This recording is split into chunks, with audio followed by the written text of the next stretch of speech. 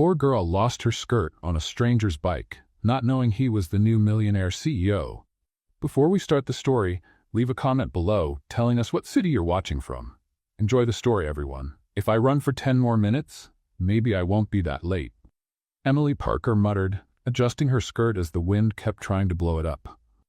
She was running down the avenue, not very gracefully, heading to the company where she worked as an administrative assistant. No car, no bike, and the bus. Well, the bus had passed 30 seconds before she turned the corner. To make things worse, today was the big day. The new CEO would be introduced.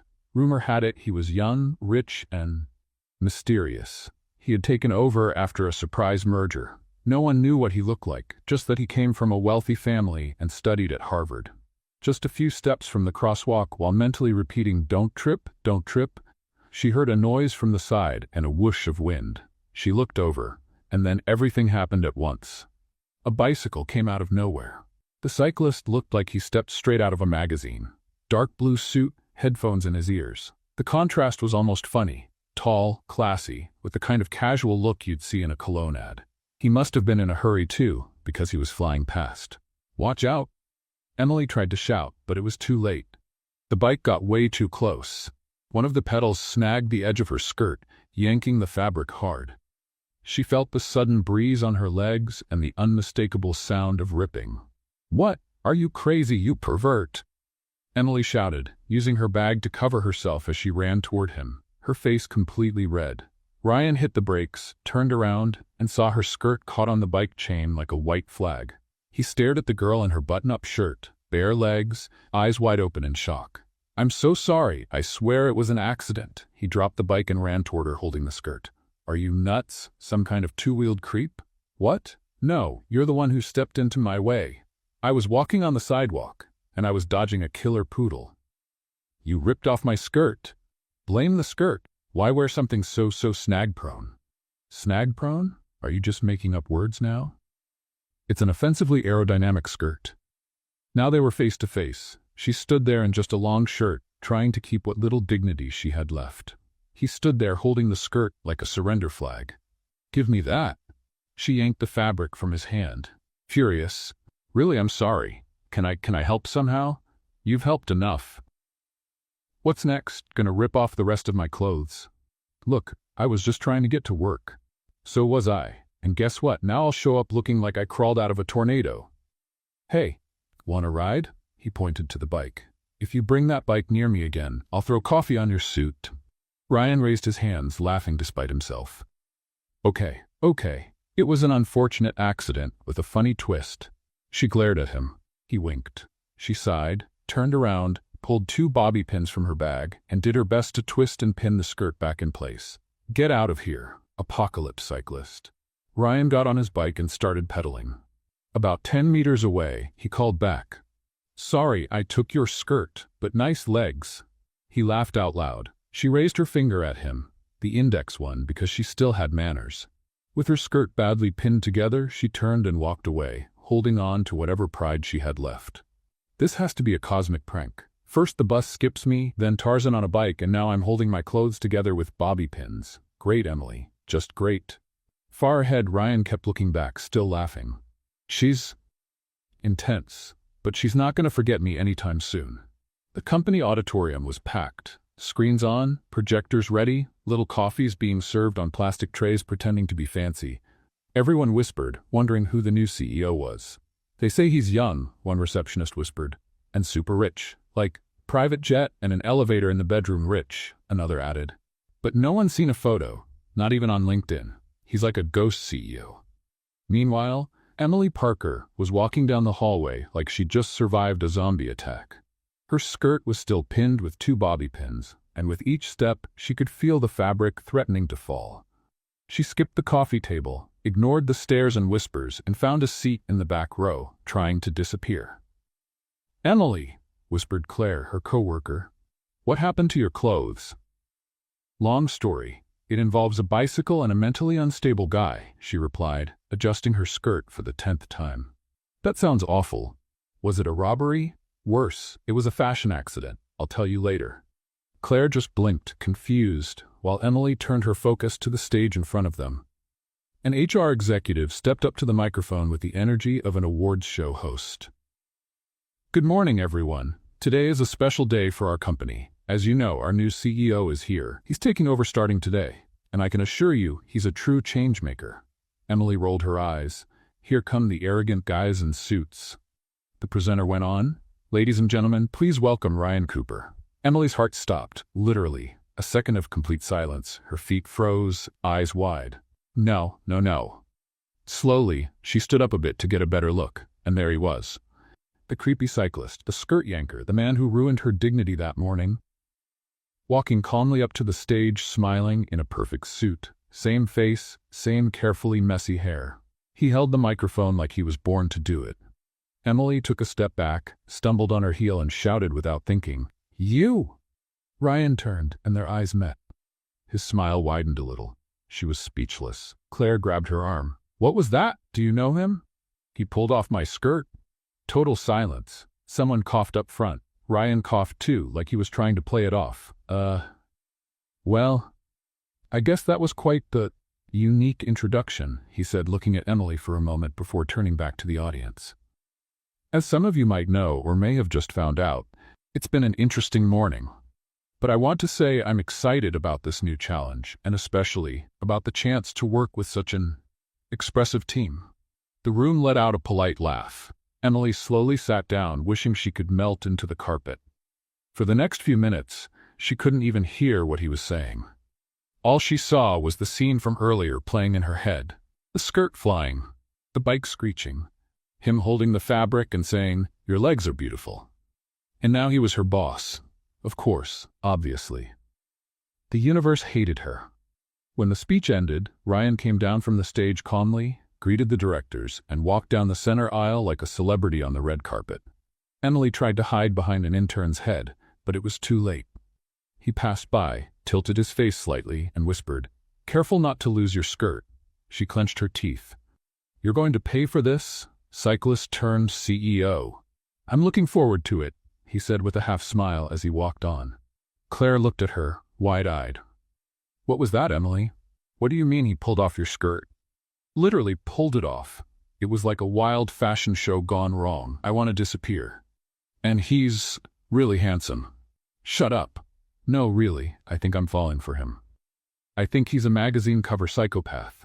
"That's kind of hot too." "Claire, okay, but are you really going to keep working here? With him staring at you like that?" Emily sighed. Her skirt was starting to come apart again. She got up and quietly left the auditorium, holding the fabric with both hands. But before she could leave, she heard one last line. "By the way," said the HR executive at the mic, "the new CEO will have a personal assistant. We'll announce who it is later today." Emily froze at the door. No, not me, I'm not." Then she felt a chill, a very bad feeling. "You wouldn't, would you?" Outside, Ryan was talking to someone from HR, typing on his phone. On the screen, he wrote, "About my assistant, I've already chosen." Emily was pacing in the HR hallway, her skirt still half-pinned and her head spinning. What started as a regular morning had turned into a nightmare in several chapters. First, the bicycle accident.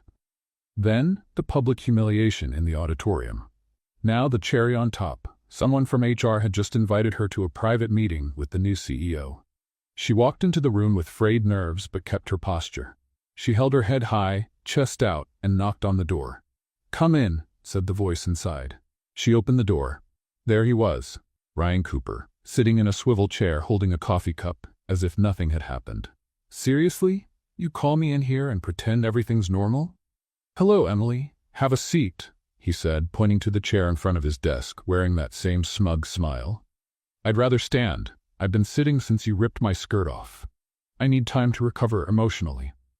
Ryan raised his eyebrows, resting his elbow on the table. "Nice to see we're starting off with maturity." "Maturity? You ran me over with a corporate bike and now you want to talk about maturity? Technically, you stepped into my path. Technically, you have issues. And technically, you just got promoted." Emily blinked. Twice. "You heard me. I've decided you're going to be my new personal assistant, starting today." The silence in the room lasted exactly 3 seconds before it broke. "Are you kidding me? I don't joke about promotions. That could lead to lawsuits." After what you did to me this morning, the least you could do is let me work 5 miles away from you. But you're organized, direct, you speak your mind, have good reflexes. He pointed at the coffee she was still holding and clearly handle tough situations well. You're perfect for the job. This is punishment, not a promotion. Are you trying to torture me? Just a little, he said with a smile. Listen here, Ryan Cooper, or whatever your superhero in a suit name is. I'm not taking this job. Forget it. He crossed his arms and leaned forward. Of course you can refuse. But then you stay at the shared desk, next to that printer that yells paper jam all day. And no raise. Emily hesitated. She thought about her bills, her rent, the printer, Supervisor Linda's constant complaints. This is emotional and professional blackmail. Welcome to corporate life. She crossed her arms. Fine, I'll take it. But just so you know, I'm going to make your life very difficult. Great, I love a challenge. And you're going to regret it. I already regret riding my bike to work this morning. But here we are. Emily took a deep breath. She was now officially tied into an emotional contract with a cycling CEO who, for some reason, thought all of this was funny. And what about the dress code? She asked. Because the skirt you tore is beyond repair. I already ordered new clothes for you. Stronger fabrics. Gear-resistant. She gave him a deadly stare. He faked surprise. Just kidding. But seriously, you'll get whatever you need. Good, because if another piece of my clothing gets ruined because of you, I'm suing for emotional, material, and textile damages. Just give me one chance to make it up to you. Let's work together for a week. If at the end you still want out, I'll let you go. No strings attached. Emily looked at him, evaluating. She loved a challenge, but this one felt personal. 1 week, and if you pull on any part of my clothing again, I'll tie your tie to the bike wheel. Deal. She turned to leave, but before she reached the door, she heard. Emily? What now? Want my shoes too? Just wanted to say, it's nice to see you again in a less traumatic way. She stopped, slowly turned back with a smile. It's still traumatic. The setting just changed, and she left, slamming the door with slight satisfaction. In the next room, Claire was waiting, jaw dropped. Emily, did you talk to him? I did, and I'm his new personal assistant. You what? Yep. Apparently I got promoted for passive aggression and clothing endurance. That's wonderful. It's a trap with the beginning of a romance. Don't start, Claire. Just don't. Emily went back to her temporary desk and began packing her things. She knew the days ahead would be intense, full of teasing, challenges, and probably more embarrassing moments. But one thing was certain. She wasn't going down without a fight. And Ryan Cooper better be ready, because if he thought he was good at games, he hadn't seen Emily Parker in competitive mode. First day as the CEO's assistant, Emily showed up right at 8 a.m., wearing a new skirt, no safety pins this time, a crisp blouse, and a folder full of courage and emotional resilience. She had made herself some serious promises. Don't lose her temper, don't break anything, and most importantly, don't be affected by the cyclist boss's smile. Good morning, she said, walking into Ryan's office. He was standing, spinning a globe on his desk with his finger. You know the best thing about a globe? He asked, not looking at her. It doesn't try to rip people's skirts off? Ryan laughed. Emily placed the folder on the desk and waited for the day's instructions. All right, Emily. Today we'll review contracts with our international partners, align the performance reports, and dodge runaway bicycles. Still on that? I will never get over it. They spent the morning going over documents. Emily was typing so forcefully it sounded like the keyboard was crying for help. Ryan, on the other hand, watched her with that relaxed look, like she was putting on a play, and he had front-row seats. In the middle of reading a report, he said, Do you always fix your hair like that when you're annoyed? Only when I have to deal with teasing billionaires. Good. I'll use that as an emotional thermometer. And do you always cross your arms and look at me like you know things I don't? Just the secrets of your patience, which, I have to admit, is impressive. She raised an eyebrow at him. Do you really need to comment on everything? Only when the company is interesting. Emily tried to ignore him. But his comments had an annoyingly charming quality. Around noon, they went down together to the company cafeteria. The walk to the elevator was quiet, but as soon as the doors closed, Ryan let out a loud sigh. This elevator takes longer than my college degree. Oh, so you didn't inherit the company? No, I studied, worked, drank awful coffee, and lived like an intern for 3 years. Hard to picture you as an intern. I was great. One time I typed a whole report wearing oven mitts because the AC was broken. Emily let out a small laugh. Seriously? Sadly, yes. The elevator jerked for a second, making a strange noise. They looked at each other, tense. Was that a sign from above? Emily asked. Maybe. Something like you're flirting at work. Get back to your spreadsheets. Flirting? Who's flirting? You are. Me? You're the one saying lines that sound like a French perfume ad. That was flirting too. Stop it. The doors opened. They walked out with serious faces that fooled no one. At lunch, they sat at a table in the corner. Emily wanted to avoid the curious glances from coworkers. Claire walked by every 5 minutes just to say hi with a suspicious smile. Claire thinks we're in some office drama, Emily whispered, eyeing her friend. Aren't we? If we are, it's a badly written episode. Ryan bit into his sandwich. I like badly written episodes. They always have surprises. Later, back in the office, they were discussing a contract clause. This is badly worded. Payment with retroactive date until the last 10th of the month, Emily said, pointing with her pen. It's standard legal language. It sounds robotic. Can I rewrite it? Go ahead. But if I get a letter from legal using slang like super cool, I'll blame you. Emily wrote, payment will be made by the last day of the month based on the agreed amounts. Clear. Elegant? No slang, she said. Ryan read it and nodded. Impressive, I know. I can also make coffee with one hand and print labels with the other. I don't doubt it. And you? Me what? Besides riding bikes and removing women's clothes in public, do you have any useful skills? Ryan laughed, the kind of relaxed laugh that made Emily secretly more irritated. I cook. Not well, but I do, and I can tie a necktie with my eyes closed. Congrats. That'll save you in a necktie uprising. And you? I can guess someone's coffee order just by looking at their face. Try me. She looked at him for 3 seconds. Oat milk latte with a pinch of cinnamon, because you pretend to be more complicated than you are. Ryan blinked. Slowly. Was I right? Unnervingly, yes. I'm good at this game. You're good at more things than you let on. She didn't respond. She looked at the clock. I have to drop off some reports at HR. Want me to go with you? No, it'll look like we're flirting again. And the elevator might want revenge.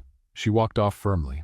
Ryan watched her disappear down the hallway, and for the first time that day, he had nothing to say. He just stood there, staring at the door with a slight smile. Later in the afternoon, Emily went back to her old desk to grab a mug she'd forgotten. Claire was already there, obviously waiting. So? So what? How many kisses so far? Claire. Just asking. You've laughed, argued, flirted. The next step is either a kiss or a dramatic hallway argument. Nothing like that is going to happen. You like him. I hate him. You like him in a way you haven't figured out yet. Emily huffed and walked away, pretending the conversation didn't get to her. But deep down, a little voice said, what if Claire's right? On Friday morning, Emily had barely arrived at the office when she saw a golden envelope on her desk, with her name handwritten in elegant cursive. Claire, of course, was already beside her, practically buzzing with excitement. Someone's feeling very important. What's that? If it's a fashion court summons, probably deserved. Emily muttered, carefully taking the envelope. She opened it. Inside was a fancy invitation to the company's annual event, a gala dinner with all the executives, investors, and senior staff. Oh no, she said, reading the bold print. Mandatory presence of the CEO's personal assistant. That means you, Claire smiled. And in that new dress. You're ready to shine, huh? Emily sighed. Shine isn't the word I'd use. Quietly survive sounds better. Later, around lunchtime, she got an internal call from the executive floor. Mr. Cooper's office. It's him. Can you come up? Emily rolled her eyes, grabbed her notepad, and walked up with steady steps. When she entered, she saw Ryan with his back turned, fiddling with a small white box on his desk. You called? Yes, he said, turning around with a package in his hands. This is for you. If it's another skirt, I'd rather pick my own, thanks. It's not. It's a gift. She raised an eyebrow. Is it poison? No. It's a dress. Emily frowned. You got me a dress? For the event. Consider it a long overdue apology and a thank you for surviving 2 weeks as my assistant without killing me. She hesitated. The package was elegant, delicate, very nicely wrapped, and smelled ridiculously good. Look, Ryan, you don't need to buy me clothes. I already have a dress. You do? Yes. Navy blue, thin fabric, no sparkle, and a zipper that always gets stuck? Emily's eyes widened. How do you know? I'm observant. I'm also good with zippers. But this one. He held up the box. This is different. I think it'll suit you. She crossed her arms defiantly. If it's red, I'm sending it back. What if it's black with subtle details and a cut that flatters without overdoing it? I'll think about wearing it.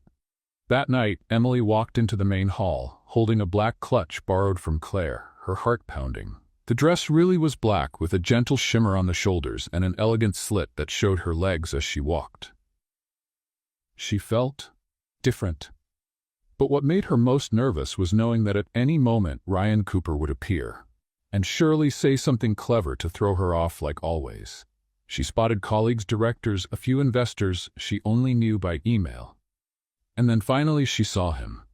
Ryan was talking with a group of businessmen, laughing at something that didn't seem funny, like all CEOs at formal events. But when he saw her, he froze for a second. Just 1 second. And that was enough for Claire, standing beside her, to whisper, "He's looking."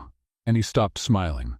Must have remembered the bicycle trauma. He's coming. Oh my gosh, he's coming. I'm shaking, and it's not even about me. Ryan crossed the room and stopped in front of Emily. He looked her up and down with a light, almost respectful smile.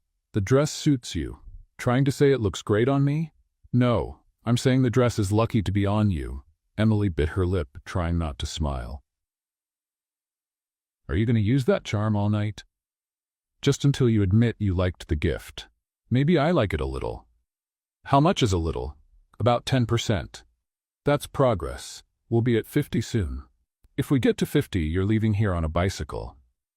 Will you ride with me? Only if you don't try to take anything off along the way. They laughed together, and for the first time since the start of their emotional Cold War, things between them felt light. Almost easy. Let's play a little game for those reading the comments. Type it down there. Only those who got this far will get it. Now let's continue the story. During dinner, they sat at the same table among directors and other guests. Emily found herself relaxing, telling funny stories about work, and Ryan laughed with genuine interest, like everything about her was a discovery. But not everything would be perfect.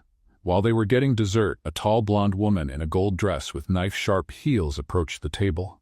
Ryan, what a surprise seeing you here. Emily felt a chill down her spine. Ryan turned politely, though his smile faded. Melissa, you made it. Of course. I'm a shareholder, remember? She gave Emily a look like she was examining a rare bug. And this is Emily, my assistant. Interesting. Melissa extended her hand. You two seem close. Only in chairs, Emily replied, shaking her hand with a forced smile. Melissa let out a light laugh, the kind that says, I'm going to destroy you and still sound polite. I'll see you around, she said, walking away with a sway that had probably been practiced in the mirror. Emily looked at Ryan. Who's the snake? Ex-girlfriend. Why does she say your name like it's a fancy perfume brand? Because she still thinks we're getting back together. Which isn't happening. Good to know. Were you jealous? I was afraid she might trip me with her stiletto heels. She wouldn't stand a chance. You could take her down with 2 hairpins. Emily laughed, and for a moment everything felt just a little too perfect. Hours later, when the guests started to leave, Ryan walked her to the door. Thanks for coming, and for wearing the dress. And thank you for not saying anything about my attempt to wear heels without looking like a limping duck. You walked gracefully. I hardly noticed you tripped 3 times. That was part of the choreography. They laughed again, and then came a silence, this time heavier. Ryan looked into her eyes. I really enjoyed tonight. Me too. More than I expected. Would you like to go out sometime? Outside of work. No reports. No emails. No bikes. But before she could answer, a notification sound interrupted them. She picked up her phone. A message from Claire. Emily, you need to see this. Now. Urgent. Seconds later, another notification. A video. Emily clicked. The shaky footage showed Ryan talking to Melissa in the garden. Too close, smiling. She touched his arm. What? Ryan noticed the change in her face. Emily, you said there was nothing going on with her. There isn't. Then why were you two touching in the garden like a scene from a soap opera? It's not what it looks like. She put the phone away, her smile gone. Good night, Ryan. Emily? Thanks for the dress. And she walked away, leaving him standing alone at the entrance.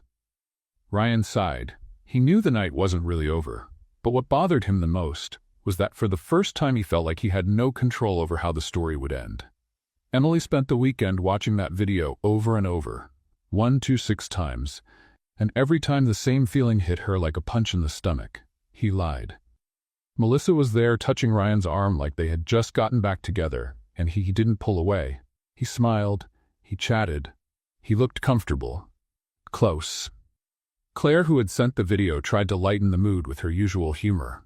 Maybe she's like an allergy from the past. Pops up out of nowhere, itches a little, then goes away. She looked pretty comfortable with the itch. Emily replied, lying on the couch in her avocado pajamas. You're clearly upset, which means you care. Emily didn't answer. Upset was putting it mildly. The problem wasn't just the ex or the arm touching. It was the fact that Ryan had looked her in the eyes and said there was nothing going on with Melissa. And now she couldn't decide if she was more upset with him or with herself for starting to believe the whole thing. Monday, 9 a.m. Emily knocked on the office door firmly. When Ryan said, "Come in," she entered like a storm. "Good morning, Mr. Cooper," she said, using the most professional tone she could manage. He looked up from his laptop and smiled, but it quickly faded. "Emily, is everything okay?" "Everything's great, ready for another week of hard work and zero emotional involvement." He frowned. That was specific. "Just being clear. After all, we're professionals, right?" "Right," he answered cautiously. "Is something wrong?" "Not unless you've got another ex hiding in the garden." He blinked. "Oh, yeah, oh." Ryan leaned forward in his chair. "You saw the video." "More times than I'd like to admit." "I can explain." "Of course you can. But that doesn't change the fact that you told me one thing and then acted like you were still into her at the same event." "I'm not into her. Not at all. Didn't look that way. She showed up unexpectedly, started chatting. I was just being polite." "Polite? She was all over you like a perfume commercial." "You know that's not true." "I don't know anything anymore." "Know why?" "Because I started to trust you, and that was my mistake." Silence filled the room. "Emily?" "No, let's get to work. I don't get paid to feel things.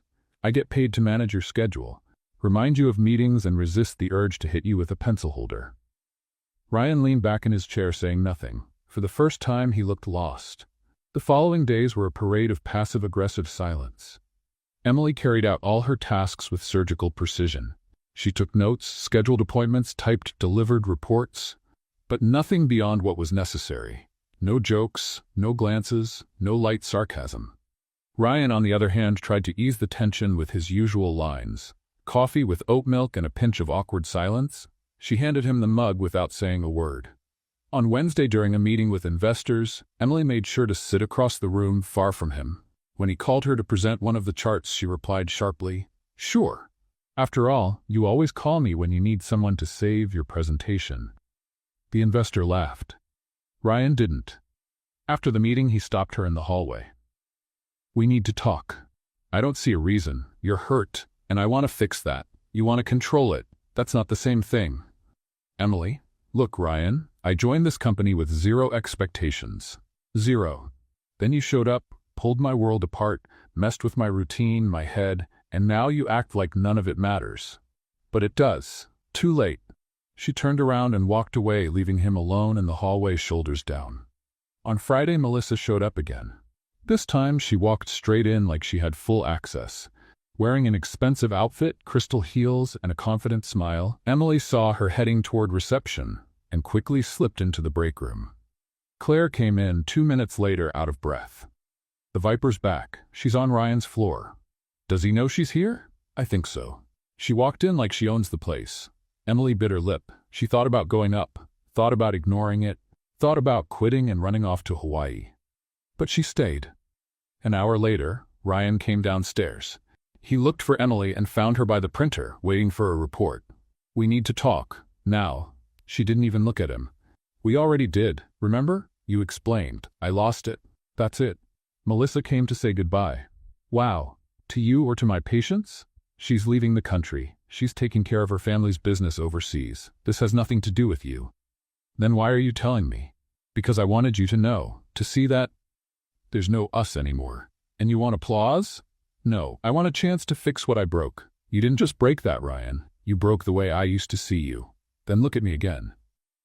She looked at him for a moment, but before she could say anything, her phone rang. It was HR. I have to take this. She turned and left him standing there once again.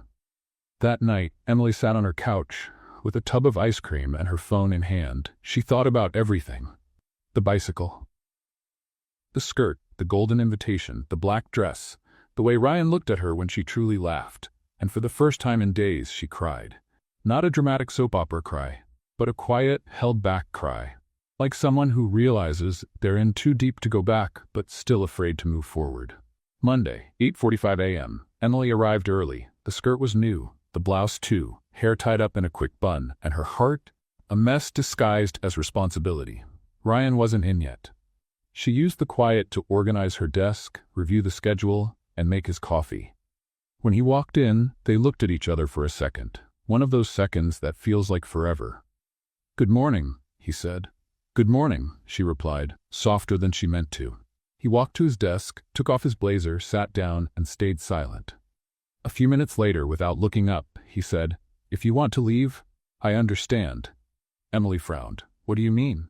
"If you don't want to keep being my assistant, if you want to go back to your old department or leave the company, I understand. I don't want to be another weight in your life."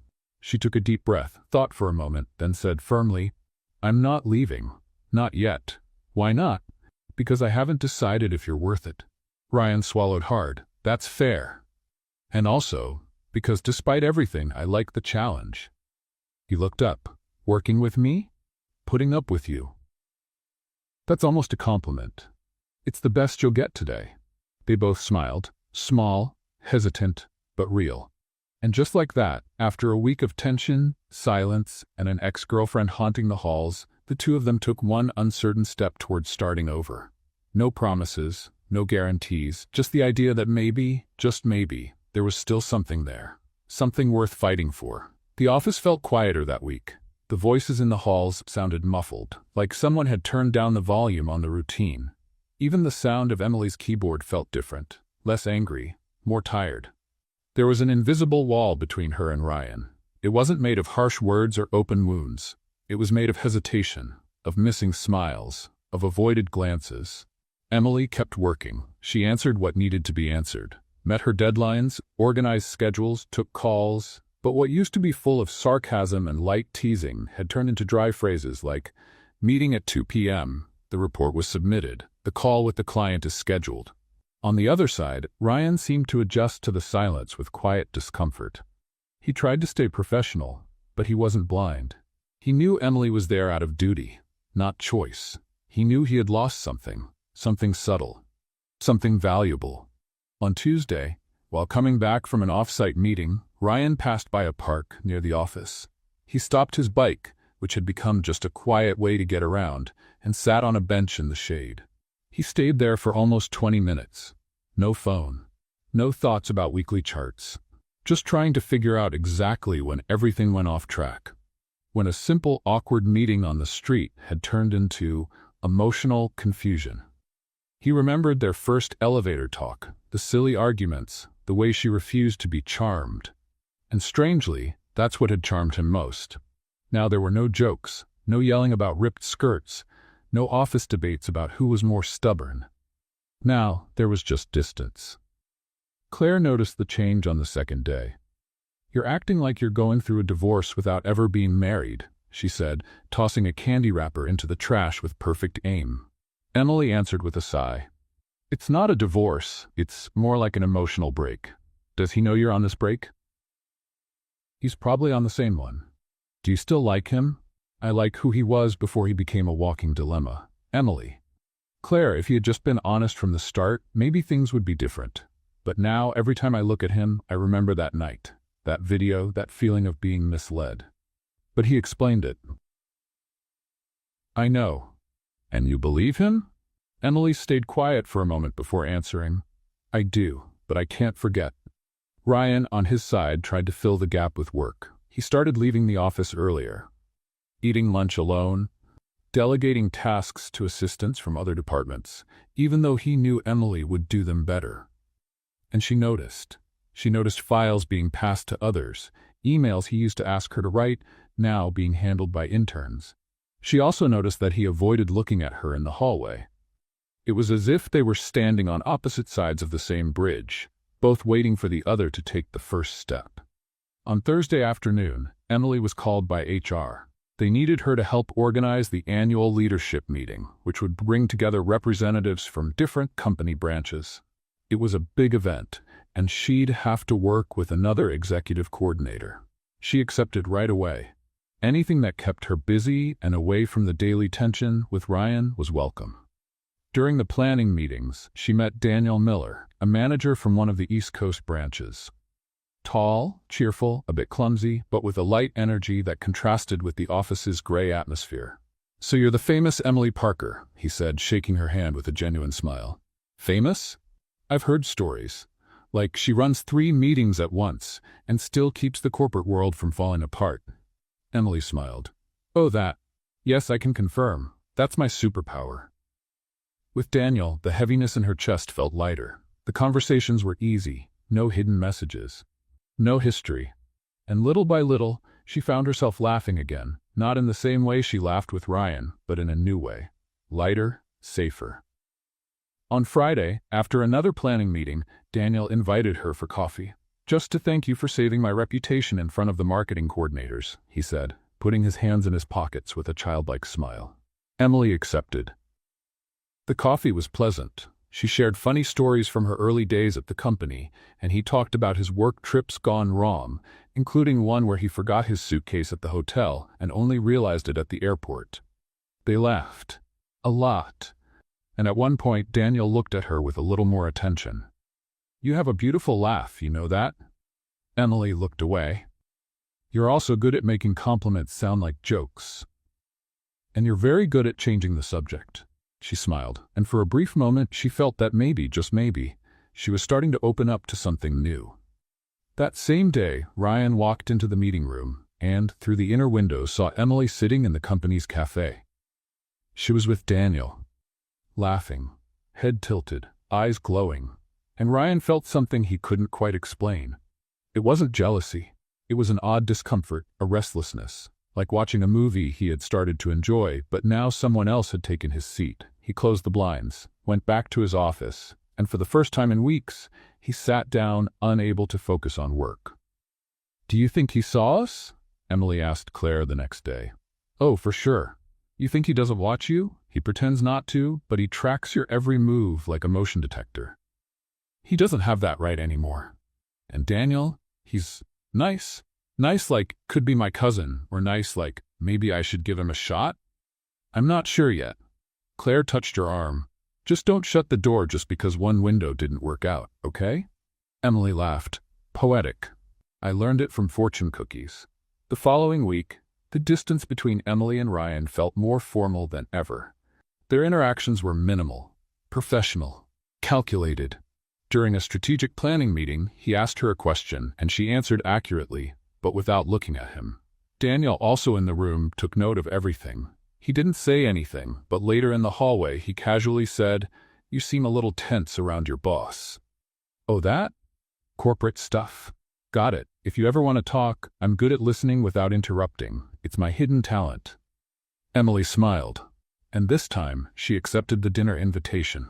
That evening, they went to a restaurant with live music.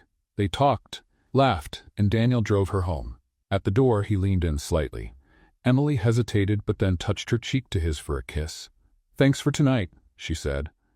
"Anytime," he replied, smiling before walking away. She walked in, closed the door, and saw her reflection in the living room mirror. For a moment, she tried to imagine what it would have been like if Ryan had been the one there. But the image didn't fit, like trying to place a piece from the wrong puzzle. She sighed, picked up her phone and saw an unread message from Ryan. "Great job coordinating the event. I saw the photos. You looked great." Emily stared at the screen for a few seconds before replying, "Thanks. I hope the project met your expectations." Cold, professional. Ryan read it and didn't reply. The event the next week was a success. Everything went as planned. At the end, Emily and Daniel were congratulated by upper management. They got bonuses and public praise. Ryan watched from a distance. He clapped, he smiled, but didn't come closer. Emily noticed and didn't go to him either. They were once again on opposite sides of the bridge, this time farther apart than ever, and yet something between them hadn't fully broken. It was like an invisible thread, stretched, tense, almost snapped, but still there, present, waiting. The last thing Emily expected to find on her desk that morning was a handwritten envelope. The handwriting was familiar, straight, neat, no frills, like someone who prefers saying things with as few words as possible. She hesitated before opening it. The office was still empty. Ryan hadn't arrived yet. Claire walked by behind her, holding a cup of chamomile tea and giving her a curious look. Secret message? Invitation to Hogwarts? No, looks more like a letter. A letter? In 2025? That's someone trying to apologize with emotional impact. Emily didn't answer. She opened it. Emily, I thought about sending this by email. More practical, less risky. But I realized part of the problem between us started when I kept choosing the easy way. So, for the first time in a long while, I'm doing it the hard way. You may not know this, but I noticed you from day one. Even before the skirt and the bike. Yes, I had already seen you at reception a few days earlier. That day was just chaotic. But after the mess, the arguments, the sharp conversations, I started liking how you challenged me. I'm not writing this to excuse my mistakes. They exist, and I own them. Melissa was part of my past for a long time, so when she showed up, I froze. Not because I felt anything for her, but because I was afraid of falling into the same old patterns I've always hated. You brought me something new, something I couldn't control, and that scared me. If I have even the smallest chance of helping you see who I really am, not just who I was when I got it wrong, I'm going to take it, even if now you're smiling because of someone else. With everything I still don't know how to say face to face, Ryan Emily stood still. The paper trembled in her hands. The handwriting danced before her eyes, blurring into small wet spots that she quickly wiped away with her sleeve. Claire stepped closer. So, he wrote a letter. Oh, great. Now it really feels like a soap opera. What does it say? That he regrets it, that he saw me before the bike, and that he's trying to fix everything the hard way. Claire looked at her for a moment, then said, This got to you, didn't it? Emily just nodded. That day, Ryan avoided crossing paths with her. He knew he had left something too personal on the table, but he didn't regret it. Maybe it was the only way he could be heard, with no interruptions, no sarcasm, no masks. For the first time, he didn't try to control her. He just let go. Later that afternoon, Emily appeared at his office door. She knocked softly. Can I come in? He stood up right away. Of course, she walked in without the stern look she had before. She wasn't smiling, but she also didn't have that cold air she'd carried in recent weeks. I read your letter. He waited, tense. I wasn't expecting that. Neither was I, but I had to say it. She stepped up to the desk, stopped in front of him. When Melissa showed up, it wasn't just her that shook me. It was everything at once. The idea that maybe I was being too naive, throwing myself into something I didn't really understand. You were never naive. I was, because I let myself imagine things. Imagine what? She took a deep breath, rested her fingers on the desk. That between the torn skirt and the mixed-up coffees, a story was happening. One just for us. And it was. I wanted to believe that. But when everything got messy, I realized I was hoping for a kind of love that might only exist in books. Ryan walked around the desk, stopping in front of her. There's no such thing as perfect love, but there are people willing to try. I'm trying, Emily. I know. And Daniel? She looked at him, surprised by the direct question. Daniel is easy to be around. He's kind. He makes me laugh. He doesn't make me overthink everything. But he's not you. Ryan closed his eyes for a moment, taking in those words like fresh air after being underwater. I don't want to mess things up with you anymore. I don't want to feel like I'm losing myself. Then let's take it slow. Slow. Might work. They both smiled. It wasn't a reconciliation. It wasn't a declaration. It was something in between. An emotional truce. A chance. In the following days, Ryan and Emily began talking again, more lightly. The jokes came back, but now more carefully. Their eyes met, but without urgency. They seemed like two strangers learning a new language. Each other's language. Daniel noticed the change and quietly stepped back. He remained Emily's friend, but made it clear he wouldn't compete for something that was never his. "He's who you want," he told her at a cafe a week later. And that's okay. Life's like that. Sometimes we're just bridges. Sometimes we're the destination. You're more than a bridge, Daniel. You're kindness. Kindness also knows when to leave the stage. A new project came up at the company. An international expansion. Ryan would need to travel, and he'd take a small team with him for key meetings. Emily was the first one chosen to go. But she hesitated. "It's going to be a long trip." "I know," Ryan said. "Hours on the same plane, same hotel, same time zone. It'll be a test. For me, for you, for us." She thought for a moment. What if everything falls apart? Then we rebuild, or learn to live with the ruins. Emily took a deep breath. "Okay, I'll go." The trip was a turning point. During meetings, Ryan was focused, sharp, confident, but outside of work, he was different. He showed her the city, shared stories from his intern days, opened up about personal moments with ease. One night on the hotel rooftop, they looked out over the city lights below. "Have you ever thought about stopping?" she asked. "Stopping what?" "Trying to please everyone. Always being right. Always in control." "I have. But the business world isn't kind to people who seem weak." "What if I told you? Your vulnerability is the most interesting thing about you."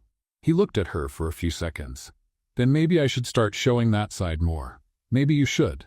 A comfortable silence settled between them, until he said, "That day with the bike, I thought I'd never see you again. And I thought you deserved a fine." "Maybe I still do," she laughed. So did he. And then, slowly he reached out and held her hand. They didn't say anything, because that night, silence said it all. The return from the trip was silent.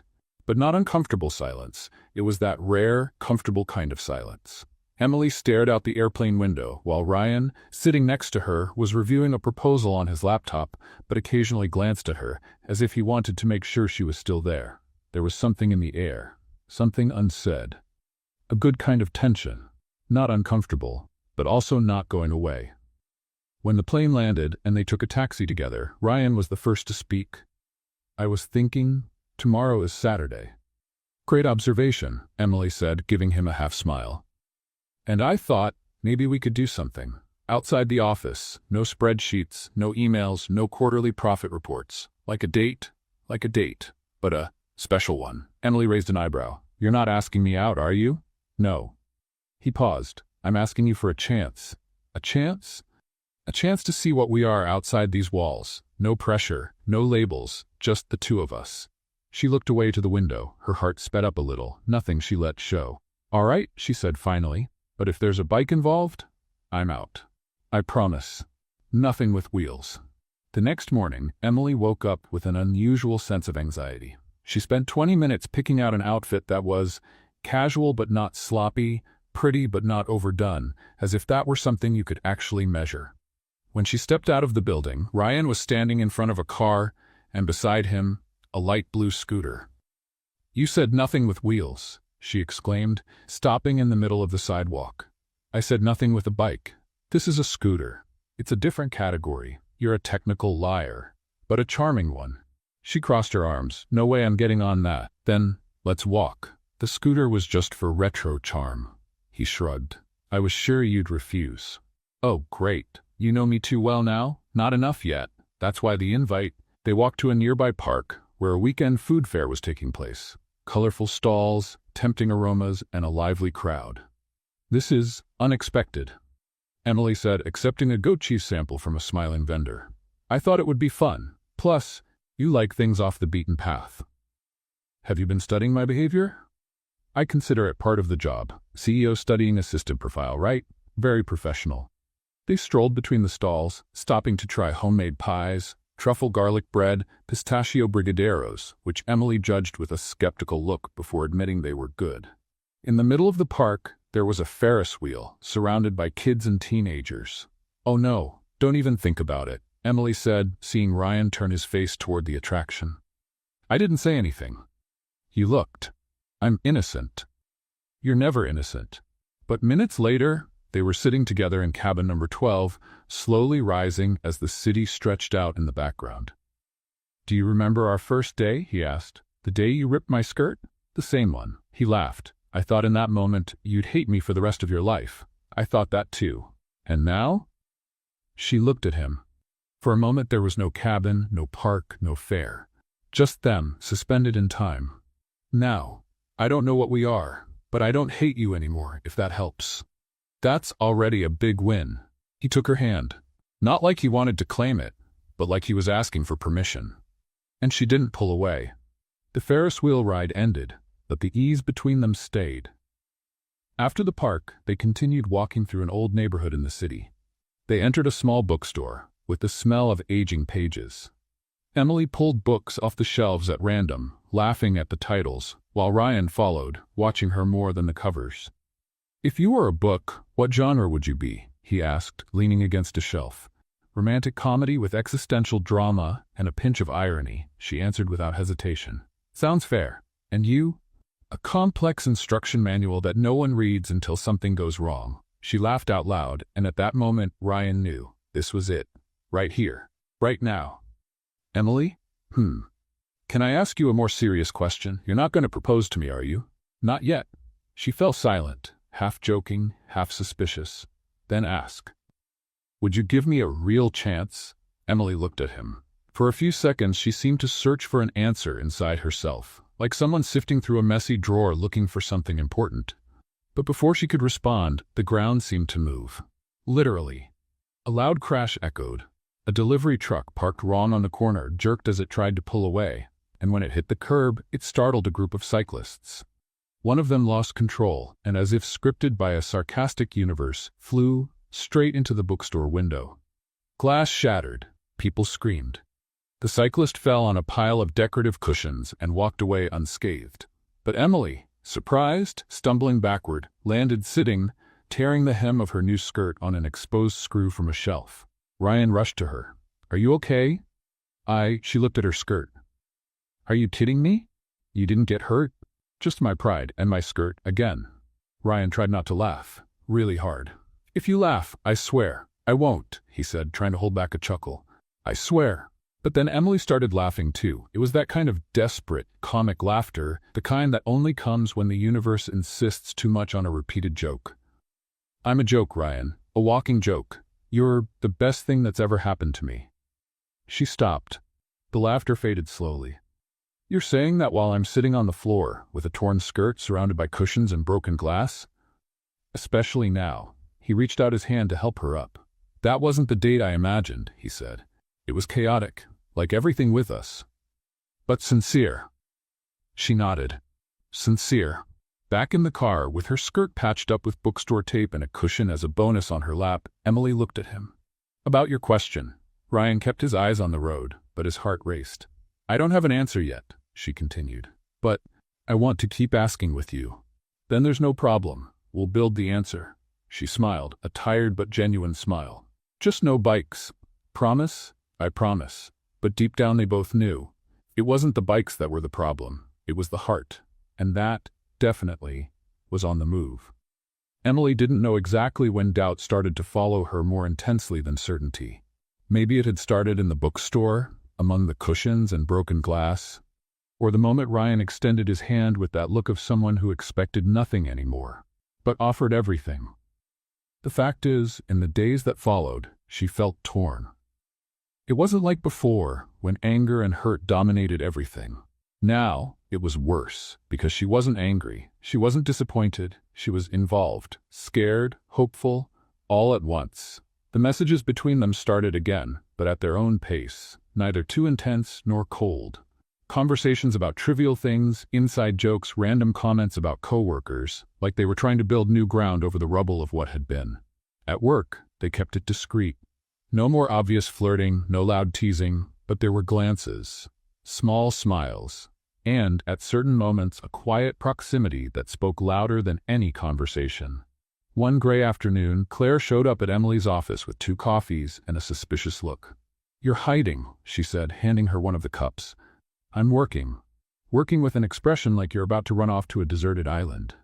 Emily sighed. Claire, have you ever felt like you were about to make a decision that would change everything? I have. Every time I click buy on an internet sale. I'm being serious. I am too. But yes, I've felt that. When I decided to end a 3-year relationship, for example. Or when I agreed to move to a new city alone. Big decisions are scary. And how do you know if you're making the right choice? You don't know. You feel it. And even then, sometimes it feels wrong. Life doesn't come with email confirmation.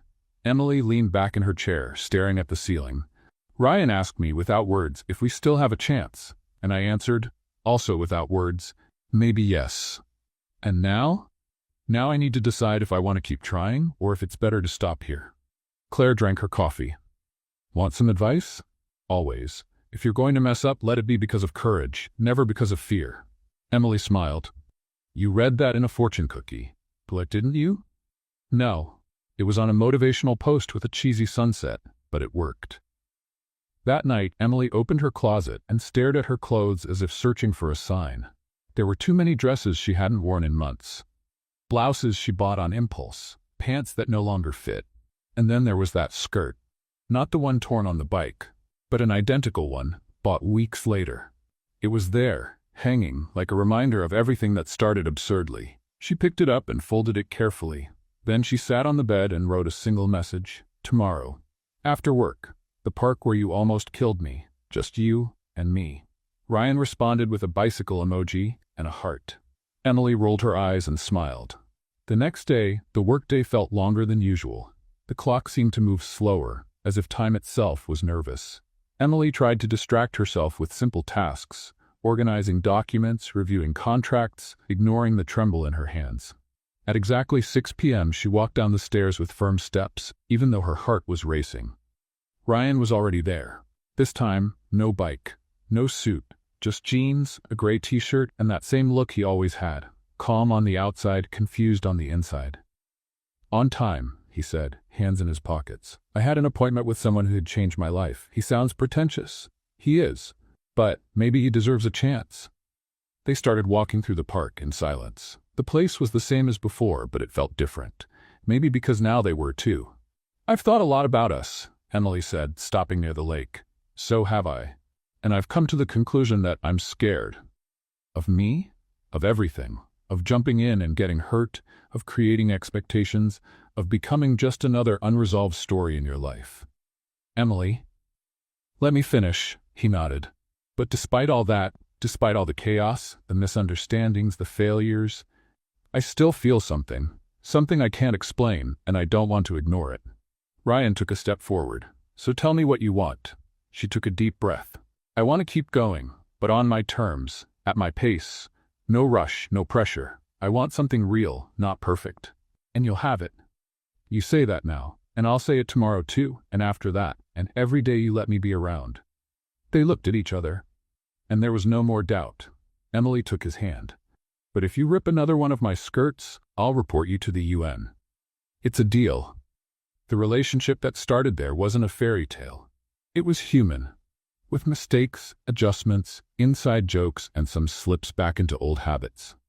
Let's have some fun with those who only read the comments. Type bike in the comments. Only those who got this far will understand. Now let's continue the story. Ryan learned to listen more, to control less, to be vulnerable. Emily learned to trust, to forgive, to allow herself. They still had tough days, late emails, cold coffees, long nights, but they also had spontaneous laughs, long hugs, and that good feeling of knowing they were trying together. One day, weeks later, Emily got a call from HR. A new position was opening up, internal communications coordinator, a step forward, a new phase. But it meant no longer being Ryan's personal assistant, she thought. Weighed the options, questioned herself. That night, she told him. You have to accept, he said, without hesitation. Even if we see each other less, I'd rather see you less and see you happy than see you every day knowing you're stuck because of me. She kissed him, slowly, as if thanking him. You're doing great as a boyfriend. I'm trying a lot, but I'm still scared of messing up, and I'm scared of getting hurt. So we keep messing up and healing together. On her last day as assistant, Emily walked into Ryan's office with an envelope in her hand. Is this a goodbye note? He asked. Something like that. He opened it. Inside was a tiny bicycle with a paper skirt stuck on the wheel. A gift? A reminder. Of what? that sometimes the silliest stumbles lead to unexpected places. He looked at her. I wouldn't change a thing. Neither would I. They hugged, and right there in that moment, everything felt in the right place. The promotion wasn't just a career leap for Emily. It was a dive into new territory.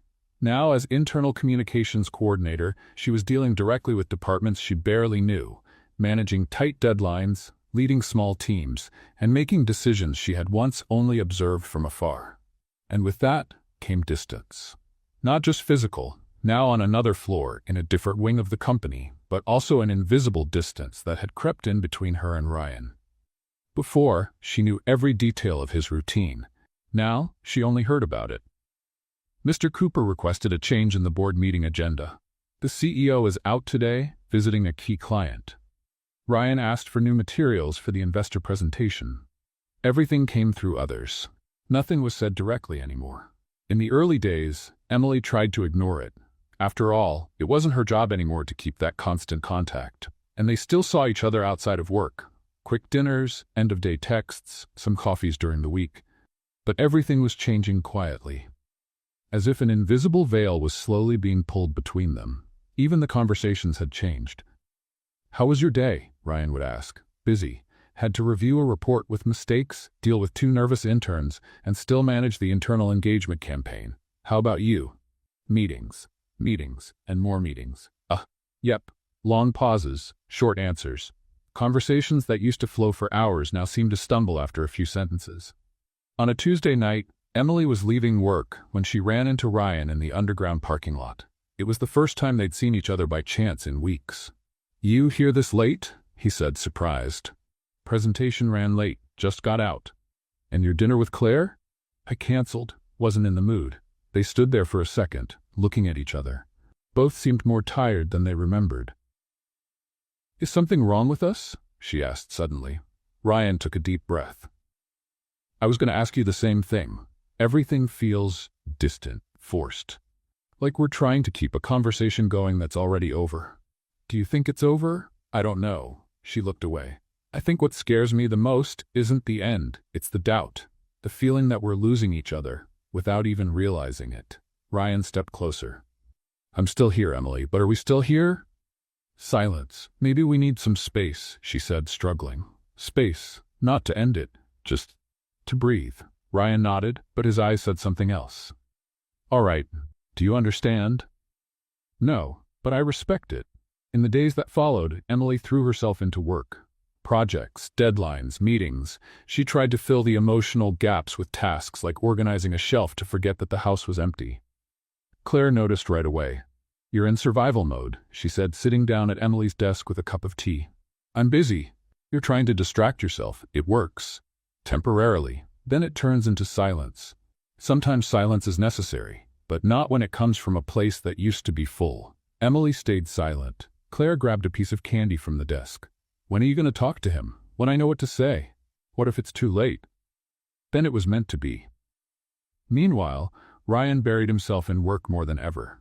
His employees noticed. Colder, more direct, less involved. Then, during a board meeting, someone mentioned Emily's new internal campaign. Her team did a great job. Engagement levels went up 27% in 2 months. Ryan just nodded. But inside, something tightened. Pride and sadness. He wasn't there to see it happen. He hadn't been part of the process. He had no idea what she went through to achieve that result. That's when he realized he was letting Emily slip through his fingers once again. And this time, without even fighting for it. 2 days later, Emily arrived at the office and found an envelope on her desk. The same kind of envelope as before, the same handwriting. She hesitated before opening it. But she opened it. "Emily, when you asked me for space, I thought it was just room to breathe. But time passed and I realized it was also silence. And that silence forced me to listen. I realized I've been trying to keep you close, without truly being with you. I was your chaos and your calm. But maybe I've also been your burden. I don't want to be a hard memory anymore. If there's still room for me on your path, I'm ready. But if there isn't, I'll understand. Just promise me one thing. Be happy. With me or without me. Always yours." Ryan. Emily slowly folded the letter. She stared at the envelope for several minutes, as if it were possible to reverse time with nothing but willpower. Then she grabbed her phone. But didn't call, didn't write, not yet. That night, Claire showed up with 2 glasses and a bottle of wine. Tonight we're going to do what best friends do when love life goes into waiting mode, talk nonsense and laugh at old memes. Is that therapy? It's what we've got, and it's cheaper. Emily laughed. Thanks for being here. I'll always be here. But you need to decide if you want him here too. I do. Then hurry. Before silence turns into a period. The next day, Ryan didn't show up to work. Emily was surprised. No one knew exactly why. The secretary just said he'd taken the day off for personal reasons. At lunchtime, she picked up her phone, called, rang, went to voicemail. She hesitated, then typed a message. Read your letter. We need to talk. Today, is that okay? Nothing. 2 hours later, still no response. Claire came into the room with a newspaper. Did you see this? What? Claire turned the newspaper. A business column highlighted Ryan's possible transfer to an international branch. A new project, a bigger role, a new city. Emily froze. He didn't say anything. Maybe he's still deciding, or maybe he's already decided. She grabbed her phone and tried calling again. Voicemail. Her heart raced. She left the room, went down the stairs, ran to the parking lot. Nothing. His car wasn't there. The weather changed that afternoon. A light rain started falling, as if the sky itself felt the weight of the moment. Standing in the company's lobby, Emily finally wrote, "If you're still in town, meet me at our spot, please." And she sent it. Then she grabbed her umbrella and left. She arrived at the park, wet, empty, quiet. She sat on the bench by the lake, waiting. Minutes passed, then a few more. The rain picked up, and so did the fear. Fear that she was too late, that she had waited so long for an answer, and when she finally wanted to give one, there was no one left to listen. But then, through the misty fog, a figure approached, hands in pockets, slow steps, hair messy from the rain. "You came," she said, standing up. "Of course I did," he replied, out of breath. I almost left, but something told me there was one last conversation left." Emily moved closer. The letter. It was all I could say clearly. "And now? Now I need to hear from you." She took a deep breath. "I choose to keep going, even with the fear, even without certainty, because what we have isn't common, and I don't want to spend my life asking, what if?" Ryan took a step, then another. "I'm willing to start everything over, however is best for you. No rush, no pressure, just truth." They stood in silence for a moment, the rain falling around them like a soft soundtrack to their reunion. Then Emily extended her hand. "Start over with me?" Ryan took it. "Always." And there, in the same place where everything had gone wrong, they decided to begin again, this time the right way.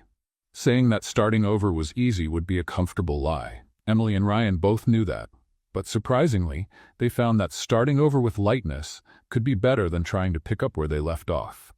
Now, everything was different. No more tense glances in the office or sharp jokes to hide their feelings. What they had was something more mature. Still imperfect, because that was part of them, but honest. Natural. She still rolled her eyes at his jokes, and he still forgot his phone charger in important meetings. But they were together. For real. For the first time, without any reservations. One Saturday, Emily woke up to the smell of pancakes coming from the kitchen. "Are you trying to win me over with food?" she asked, appearing in the doorway with her hair tied up in a messy bun. "Win you over? I already won. Now I'm just maintaining the investment," Ryan replied, holding a spatula and wearing an apron that said Chef of Love. She looked at the apron. "Does that have glitter on it?" "Culinary glitter. Very sophisticated." They sat down to eat. The conversation flowed easily, just like it always did during the good times. "You know what I was thinking?" Ryan said, stacking pancakes. "That's always a risk. We've been through it all. Torn pants, nosy ex-girlfriends, painful silences, almost breaking up, and an almost tragedy involving pillows and a reckless cyclist. Exactly. And still, we survived. We survived and got better." He looked at her, a different sparkle in his eyes. "So maybe it's time to do this right." Emily raised an eyebrow. "Do what?" "Life. With you. All in. With a contract, witnesses, cake, and dramatic vows." "Ryan Cooper, are you asking me to marry you?" He got up, went to the living room, came back pushing a pink kid's bike with training wheels and a basket. "I was going to do this in style, with a fancy dinner and violin, but I thought this would be more us." "This is," she started laughing. A bicycle? Not just any bicycle, the bicycle of a new beginning. He opened the basket. Inside was a velvet box. Emily put her hand over her mouth, already laughing with tears in her eyes. Ryan knelt down, still wearing the glitter apron. Emily Parker, since the day you lost your skirt because of me, my life's been off balance, and I realized I didn't want any routine where you weren't there. Will you marry me and keep laughing at my bad ideas for the rest of our lives? She didn't answer immediately. She just stood there, trying to hold back both the tears and the laughter at the same time. I accept. Of course I accept, you crazy guy. Ryan slid the ring on her finger, and they both fell into an embrace.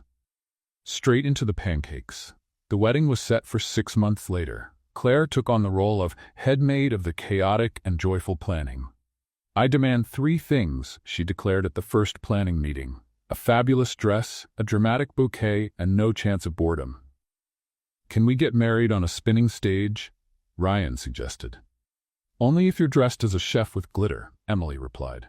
The big day arrived with sunshine, a clear sky, and more chaos than any normal ceremony could handle. To start, the decorator mixed up the instructions and decorated the hall with bicycles hanging from the ceiling. Is this artistic? Emily's mom asked, her eyes wide. It's symbolic, Claire answered before texting the group. Plan B, the bicycles are now part of the theme. Pretend it was intentional. Emily got stuck in the zipper of her dress 10 minutes before walking in. Claire had to use pliers to get it undone. It's all good, she said, sweating. This is normal. Every bride almost rips her dress from nerves. I'm not nervous, Emily lied, shaking all the way down to her lashes. Outside, Ryan waited at the altar, with the wrong left shoe. They swapped shoes in the dressing room. He only noticed when he tried to walk straight and waddled like a penguin, but none of that mattered when the music started. And Emily appeared. No tripping, no torn skirt, no hesitation. Ryan looked at her like time had stopped. Claire, standing nearby, whispered, "He looks like a CEO seeing the emotional profit of his life double." The ceremony was led by a friend of the couple, who wasn't a priest or a judge, but gave such an awkward and charismatic speech that half the guests were crying from laughter. We're here to unite 2 people who have gone through more accidents, stumbles, and emotional GPS errors than any couple I know, but who decided still to stick together. This, my friends, is what I call success. When it was time for the vows, Emily took the microphone. Ryan Cooper. I promise not to yank your tie during meetings anymore. Unless you deserve it. I promise to patiently listen to your ridiculous ideas and laugh even when they're only half funny. I promise to be your partner on the good days, your rock on the bad days, and your fan on every other day. And, most of all, I promise to never forget the day everything started, with a skirt flying in the middle of the street. Ryan wiped a tear away and took the microphone. Emily Parker. I promise to never ride a bike toward you again. Unless it's to run away together from a boring corporate event. I promise to take care of you on your chaotic days, respect you on your tough days, and admire you every other day. And I promise, even after 50 years, to still laugh with you about our first mistakes. And thank God, every day, that they happened.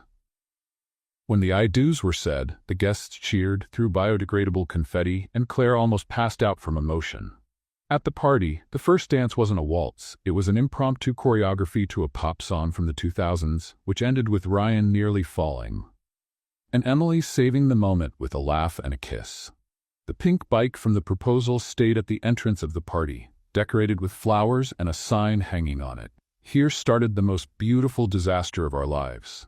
The guests took pictures, made jokes, and everyone left with party favors. Mini bicycles with fabric skirts attached to the wheels. Claire, holding the microphone, made the final toast. Today we celebrate not just love, but the improbable. The comic. The things that go wrong until they go right. And, in the end, that's what makes everything so perfect.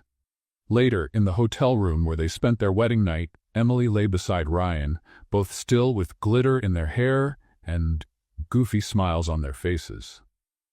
Do you think we'll keep laughing like this forever? She asked, staring at the ceiling. As long as it's up to me, yes. But I'll probably keep tripping over furniture, forgetting birthdays, and making coffee too strong. And I'll probably keep complaining about all of it, dramatizing and threatening to hide your bike forever. Perfect, he said. Sounds like a good life plan. And then, before turning off the lights, Ryan pulled her closer and whispered, You know, for everything that went wrong, I'm thankful. Why? Because everything that went wrong brought me here. With you. And that is my happy ending. Emily smiled, resting her head on his chest. Then let the mess of life come. Together. What did you think of Emily and Ryan's story? Leave your thoughts in the comments. On a scale of 0 to 10, what rating would you give it?